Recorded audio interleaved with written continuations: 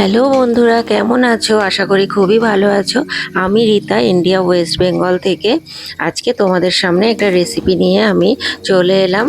আমার চ্যানেলের নাম হলো ডেলি ব্লগ উইথ রীতাস কিচেন। তো আজকে আমার একটা রেসিপি, সেটা হচ্ছে ঘুগনি। তো এরকম একটা ঘুগনি যেটা কিনা আমরা বাইরে খেতে পছন্দ করি। আমরা ছোট থেকে বড় সবাই কিন্তু ঘুগনিটা খেতে ভীষণ পছন্দ করি। আর বাড়িতে যাতে সেরকম একটা টেস্টের ঘুগনি বানাতে পারি, সেটাই আজকে তোমাদের সঙ্গে শেয়ার করতে চলে এলাম। তো দেখে নাও, এটা আমি ভিজিয়ে রেখেছিলাম প্রায় 7 থেকে 8 ঘন্টা। তারপরে ভালো করে ধুয়ে নিয়ে জল ঝরিয়ে নিলাম। জল ঝরানোর পরেও আবার একটু ধুয়ে নিলাম। তারপরে কি করব, এটাকে আমি জল ঝরাতে দিয়ে দিলাম। তারপর আলুগুলোকে ছোট ছোট করে কেটে নিয়েছিলাম। আর এই দেখো, মটরগুলোকে আমি প্রেসারে সেদ্ধ করতে দিয়ে দিলাম। প্রেসারে সেদ্ধ না করলে কিন্তু খুব একটা ভালো হবে না, তাই অবশ্যই করে প্রেসারে সেদ্ধ করে নেবে। আর দেখো, যা যা উপকরণ ছিল সেগুলো কেটে নিয়েছি। পেঁয়াজ, আদা, রসুন, টমেটো, ধনেপাতা, শসা সব কিছু কেটে নিয়েছি। আর এদিকে একটা কড়াই বসিয়ে দিয়ে নিতে হবে গোটা গরম মশলা, গোটা জিরে আর শুকনো লঙ্কা ফোড়ন। তার মধ্যে একে একে প্রথমে আমি পেঁয়াজ কুচি দেবো। পেঁয়াজ কুচিটা সুন্দর করে লাল লাল করে ভেজে নিতে হবে। আর এটা কিন্তু অবশ্যই সর্ষের তেলে করতে হবে, সাদা তেলে করলে কিন্তু সেই টেস্ট হবে না।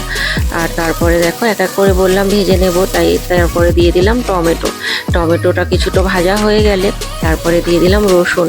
আমি আদা রসুনটা সবার লাস্টে দিচ্ছি এই কারণে, যাতে একটা ফ্লেভারটা যাতে খুব সুন্দর আসে, যে একটা আদা রসুন ফ্লেভার আসে, সেই গন্ধটা যেন ঠিকঠাক থাকে। সে কারণে আমি আদা রসুনটা কিন্তু লাস্টে দিলাম।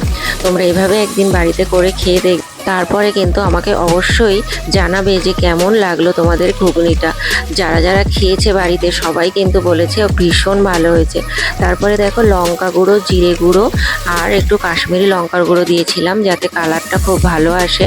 তো ভালো করে কষিয়ে নিয়ে সেদ্ধ করে রাখা আলু আর মটরগুলো কিন্তু কড়াইতে দিয়ে দিলাম। আর যে যেরকম ঝোল পছন্দ করবে বা গ্রেভি পছন্দ করবে, সে সেরকমভাবে জল দিয়ে দেবে। আমার মটরটা যেহেতু ভালোভাবেই সেদ্ধ করেছিল, সে কারণে আমি কিন্তু বেশি একটা জল দিইনি। তারপর ভালো করে ফুটে গেলে সেখানে দিয়ে নিলাম জিরের গুঁড়ো। এটা অবশ্যই ভাজা জিরের গুঁড়ো। সেই জিরের গুঁড়োটা কেমন করে করতে হয় সেটাও তোমাদেরকে আমি ভিডিওর লাস্টে দেখিয়ে দেবো। তারপরে দিয়ে দিলাম দেখো একটু টক জল। টক জলটা কিন্তু মাস্ট অ্যাড করবে, তাহলে কিন্তু দেখবে কতটা ভালো লাগে। আর সবার লাস্টে দিয়ে দিতে হবে ধনেপাতা। আর বলেছিলাম যে জিরের গুঁড়োটা কিভাবে করে সেটা দেখাবো। দেখো, এই যে জিরেটা শুকনো খোলায় ভেজে নিয়ে মিক্সিতে দিয়ে দিতে হবে, কিছুই না। তারপরে মিক্সিতে গ্রাইন্ড করে নিলেই কিন্তু হয়ে যাবে জিরের গুঁড়ো। আর সেই জিরের গুঁড়োটা তুমি অন্য রান্নাতেও কিন্তু ব্যবহার করতে পারো। দেখো, রেডি হয়ে গেল আমার ঘুগনি।